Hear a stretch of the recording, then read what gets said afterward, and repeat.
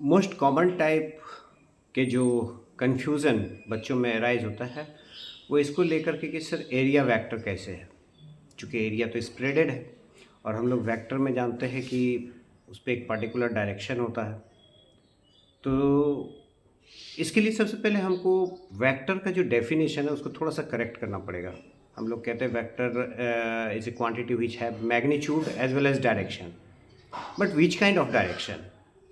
Direction, spatial direction. Spatial direction क्या होता है? स्पेस वाले डायरेक्शन, यानी कि जैसे हम लेफ़्ट राइट, आगे पीछे, अप डाउन या नॉर्थ साउथ ईस्ट वेस्ट, इस तरह के स्पेस वाले डायरेक्शन जो मैंने मेंशन करते हैं, इस तरह के डायरेक्शन होने चाहिए वेक्टर में। अब आते हैं जरा सा इस चीज़ को जानने के बाद हमें दो बहुत क्लियर बात हो गई। एक कि एरिया वेक्टर कैसे है। तो एरिया का एक स्पेटियल डायरेक्शन होता है और वो स्पेटियल डायरेक्शन उसके नॉर्मल से दिखता है। फॉर एग्जांपल मैं आपको दिखाता हूँ कि ये जो पाम है मेरा, ये पाम का एरिया आप नहीं देख रहे होंगे, एकदम कंफर्म है कि आपको नहीं दिखाई दे रहा है। बट अगर हम आपको दिखाए इस पाम को, इधर से थोड़ा सा टिल्ट करें तो आपको थोड़ा सा एरिया में दिखना शुरू हो गया।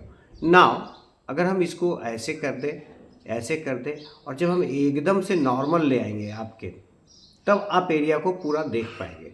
यानी एरिया का एक पार्टिकुलर डायरेक्शन है इस पूरे एरिया को देखने के लिए, वो है इसके नॉर्मल डायरेक्शन। इसलिए एरिया को नॉर्मल वेक्टर भी कहा जाता है।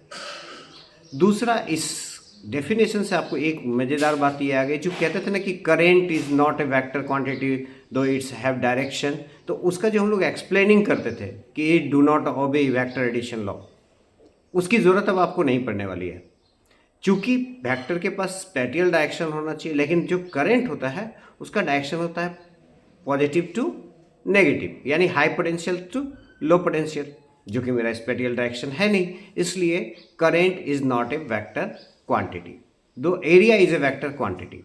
एक और मज़ेदार बात मैं बता दूं कि किसी भी क्वांटिटी को पहचानने के लिए कि वो वेक्टर है या नहीं है, उसके लिए आपको उसको रोटेट करके देखिए, जैसे मैंने इसको रोटेट करके दिखाया। If it's value gate changes, अगर इसका वैल्यू चेंज हो रहा है तो आप समझ जाइए कि वो वेक्टर है, अदरवाइज नहीं है। अब तार वाले केस में यह है कि अगर हम तार को ऐसे रखे हुए हैं तब भी करंट अगर 2 एम्पियर है, और अगर ऐसे कर देंगे तब भी 2 एम्पियर है, ये बदलता नहीं है।